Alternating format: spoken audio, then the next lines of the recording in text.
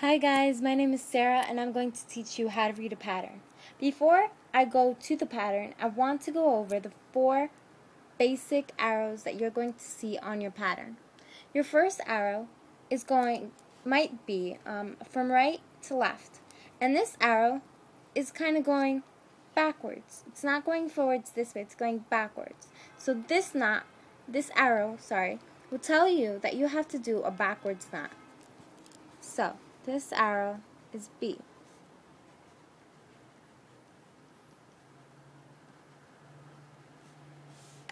Okay? Because it's going from right to left, it's going backwards.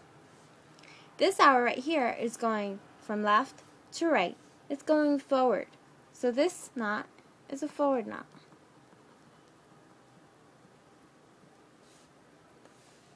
This knot right here, if you could see, goes backwards. It's half your backward knot and half your forward knot. So this knot is a backward forward.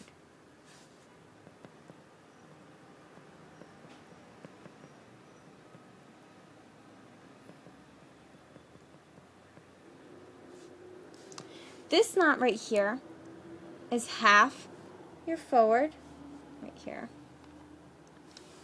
this part, and half your backward.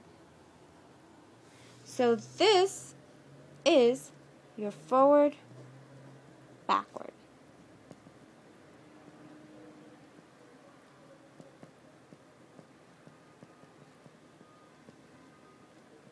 Because it moves forward and then it moves backwards.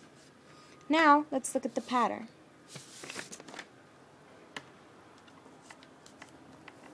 Okay. On each side of your pattern, there's going to be numbers. Sorry, this pattern isn't that clean, but it's okay. Bear with me. Okay, and even on this side, it has numbers. These numbers increase as they're going downward. So it starts off with 1, 2, 3, 4. Every pattern will start off with 1. And these numbers are just to indicate what row you're on. So let's say the number 1 means that you're on the first row. Number 2 means you're on the second row. And these are important to keep your track. So let's say you did the first row and you're going to the second one. Just so that you don't forget that you already did the first row, I'd put a little mark on it with a pencil. And then I'd move on. And once I finished 2, I'd put a little mark on 2, just so I could keep track. When I reach to 8, because this is a repeating pattern, once I reach to 8, I have to start off from the beginning. I'll erase all my marks so I could start off clean. The letters at the top, I don't know if you could see with this one. I mean, this is a C. This is clear. This is an A. This is a B. Every individual color will have the same letter. So let's say green, all the green are going to have the same letter A. All the yellow are going to have the same letter, which in this case is B. And all the blue, C. And then it repeats. Yellow B, green A. Now let's look at our knots. This one is the same arrow we've seen on our paper. This one is the backward forward knot. Now if you look on our paper, it's this one, a backward forward knot. Okay, backward forward. This one is our a forward knot. No, a backward knot. Sorry. This one's a backward knot. Now you could tell it's a backward knot because of the arrow that's going from right to left. Now if you look, the circle has a yellow color. This means that when you're done with your knot should be yellow. It shouldn't be green, which is the line that you're doing the knot with. So the yellow knot is doing the backward knot with the green. So you're crossing it over with the green. This one is a backward knot. Blue does a backward knot to the yellow. This one is a forward knot. Blue to yellow.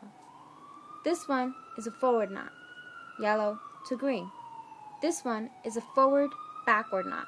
Green to green. Then you want to go to your second row. Your second row tells you to leave the first string alone.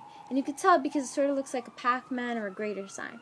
But this is just telling you to leave the string alone. So I would just put it on the side.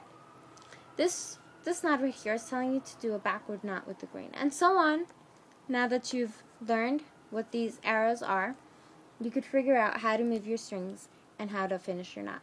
Once you reach to the end, if your pattern is a repeating pattern, then you could just start off from the beginning again. If you have any questions or any suggestions, please ask or tell me. And if you want any requests or any specific patterns that you can't find, also tell me and I will find them for you. Bye. Have a great day.